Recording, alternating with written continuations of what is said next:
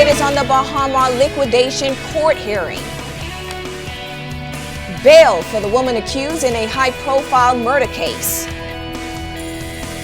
And in sports, another national team preparing for competition. The Bahamas Tonight, the National Report starts now. Now in HD.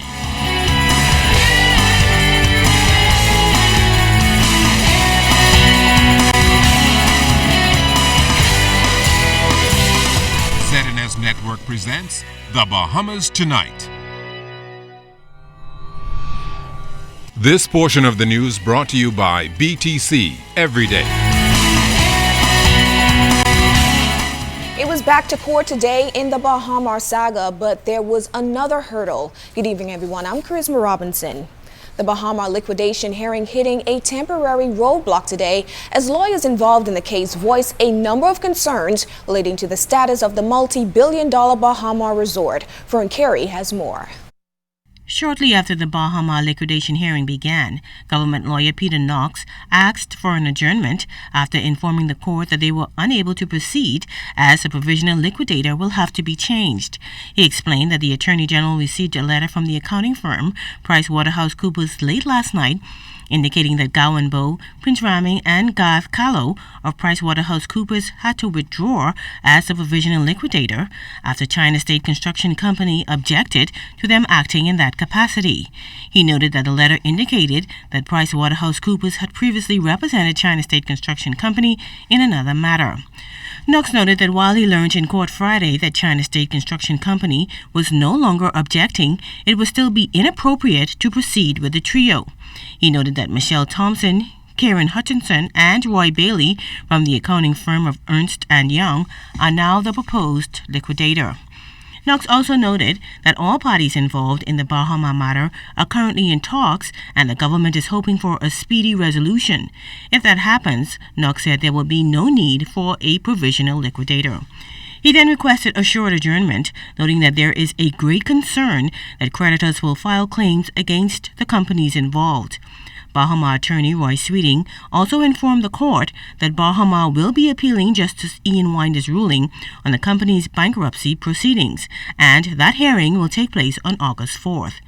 Meantime, the adjournment did not sit well with Maurice Clinton QC, who represents the respondents. He expressed surprise that the issues raised in the letter from PricewaterhouseCoopers did not come to their attention sooner, noting that it highlighted the need for all parties to be involved in the selection process for the provisional liquidator. Clinton also indicated that the respondents intend to file an application for the winding up petition to be dismissed. He also noted that the respondents intend to make an application that no order be made appointing a provisional liquidator. Clinton spoke to reporters outside court. They're in the process now of trying to establish to the court that from the very beginning, this whole process has been lacking in good faith and that indeed it's been abusive of this. I mean, there are a lot of interests which are at stake. And my client's investment in this country and concern for making sure that we get that place going and people back at work. Now, all sides expected back in court August 19th and 20th for the winding up hearing. Fern Carey, ZNS Network News. Bahama is calling government's application for a winding up petition that would bring the property under the control of Bahamian courts abusive, noting that it does not serve the country's best interest. Bahama officials say the application was undertaken in bad faith, adding that the hastily submitted application held numerous flaws in procedural terms, further compounded by the fact that the people government proposed for provisional liquidators were, in its revised estimation, unsuitable. Bahama maintains the appointment of such liquidators is entirely unwarranted under the law and suggests that given the latest turn of events, it has little faith in government's ability to get it right.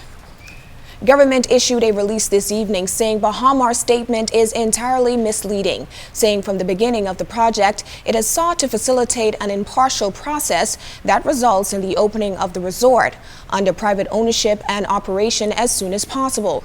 It is without question in our national interest to do so. Government says as a matter of policy, it has sought to create a fair playing field for the development and has pursued this objective in 3 ways. by encouraging and facilitating ongoing talks between all parties to seek an agreement out of court, and when appropriate, joining those talks both in Nassau and in Beijing by paying the wages and salaries of Bahamian employees that Baha failed to pay.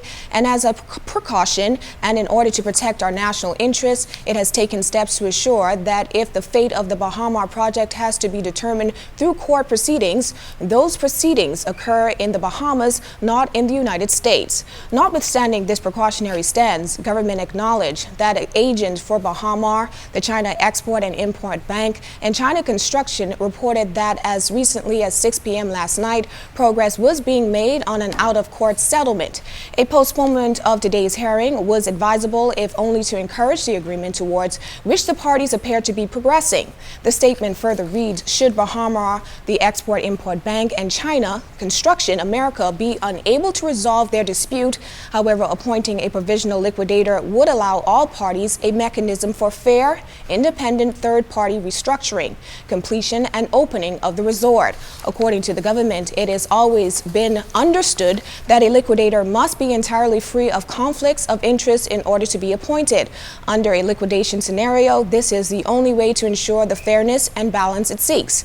The government makes no apologies for ensuring that the third-party liquidator, in the interest of all, ensuring fair outcome for all parties, the government asks the Supreme Court to postpone until a new independent third-party liquidator who is free of conflict can be nominated.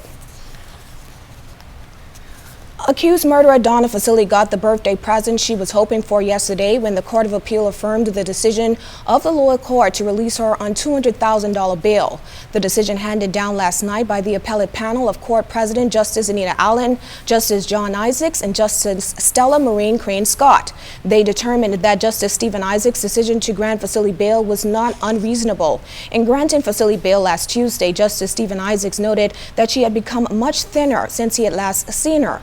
He noted that death while in custody always results in a national spectacle, and in this case, it would result in an international one. Facili is accused of killing her husband, noted podiatrist Philip Facili, back on March 24th. However, she maintains her innocence. Attorney Elliot Lockhart QC and Muriel DeSeal represented her.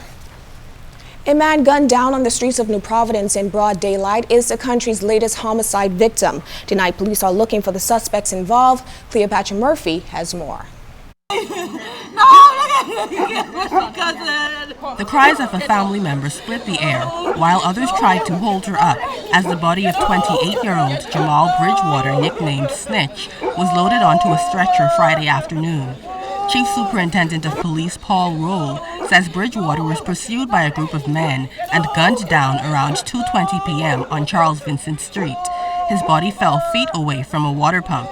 Our preliminary information is that the individual was walking along the street heading to his residence when persons in a black Honda Civic drove up. One of the occupants in this vehicle got out, pursued the victim, shooting him to the upper body. The man then drove off heading south along Charles Vincent Street. Police recovered the vehicle the gunman sped away in on Miami Street. Roll says it was reported stolen in Fox Hill Friday morning. We have a team that will be dealing with that vehicle from here and appeal to persons that would have any information with this latest homicide to reach out to us and help us advance this investigation here this afternoon. Onlookers lined the street following the shooting. One of them, an inconsolable Cedric Darling, who says Snitch was a longtime friend. Oh, Jesus, man. Oh, God, I don't know. Hey, you don't believe you hurt me, man. Man, look out. Just hurt me, Jack. Just get me weak. Roll says police have not established a motive or established any connection with recent shootings. Police are continuing their investigation into this latest homicide that brings the murder count to 89. Cleopatra Murphy, ZNS Network News. Coming up, we're just hours away before the opening of the crawfish season. This portion of the news is brought to you by the new Shell and Lettuce, designed for extra miles.